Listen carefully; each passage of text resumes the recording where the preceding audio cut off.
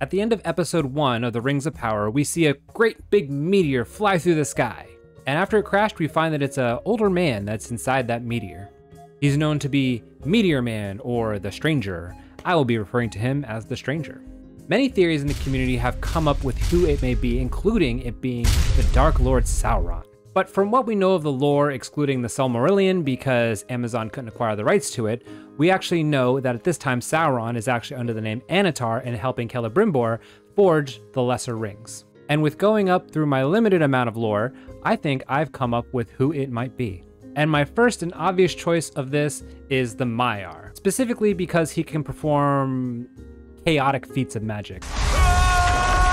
And it's probably wild because he's never been in some sort of mortal corporeal form before, where he has to figure out how things work and how his body works. Since my thoughts went to Maiar, my immediate obvious choice would to be Gandalf. But with the lore, we know that Gandalf doesn't appear in Middle-earth until year 1000 of the Third Age. He arrives precisely when he means to. But what we do know is that the Rings of Power are set in about 1500 of the Second Age. Next, we also have Saruman, who unfortunately we know also appears around the same time as Gandalf in the Third Age.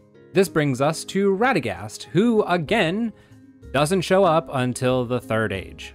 It's also well documented that he didn't really participate much in Middle-earth because, like a modern pagan girl, he preferred to talk to animals and birds. Interestingly enough, there are two other wizards, the Blue Wizards, who are named Alatar and Palando. Originally, the Blue Wizards were set to arrive around the same time as Gandalf, Saruman, and Radagast. However, towards Tolkien's death, he decided to change that around a bit and actually make them appear in the Second Age, being sent there to monitor Sauron's forging of the rings. Since very little has been published or known about the Blue Wizards, this would be a great opportunity for Amazon to really expand on that lore. Since the Maiar don't come in until the Third Age, and we're kind of lacking some Maiar in the Second Age, this would be a great opportunity to add that in there.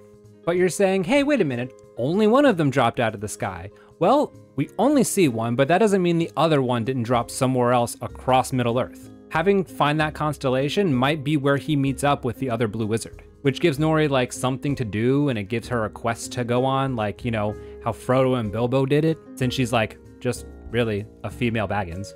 Oh, you're probably right. Personally, I really like this idea. It really expands on the lore of the Blue Wizards, because we don't really get to see much of them in the books or in any other sort of media. And it is way better than pissing off hardcore fans by retconning when any of the other Maiar get to Middle-earth. So what do you think? Do you think it's the Blue Wizards, or do you have your own theory? And no, it's not Tom Bombadil. He's been there since before Middle-earth, and he will be there well after. So let me know what you think in the comments, and I will see you next time.